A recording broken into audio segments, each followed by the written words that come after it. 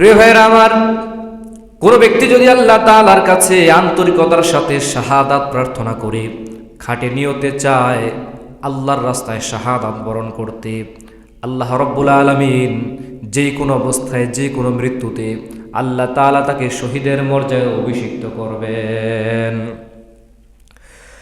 قال رسول الله صلى الله عليه وسلم من سأل الله الشهادة بصدق بلغه الله منازل الشهداء وإن مات على فراشه।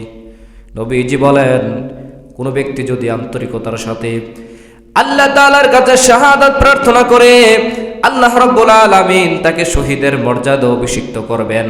ওয়া ইম্মা তাআলা ফিরাশি, যদিও সে নিজ শয্যায় আপন শয্যায় ইন্তেকাল করে, যদিও সে নিজের বিছানায় ইন্তেকাল করে, তার খাঁটি নিয়তের কারণে, তার পাক্কা নিয়তের কারণে আল্লাহ রাব্বুল আলামিন তাকে শহীদের মর্যাদায় অভিষিক্ত করেন।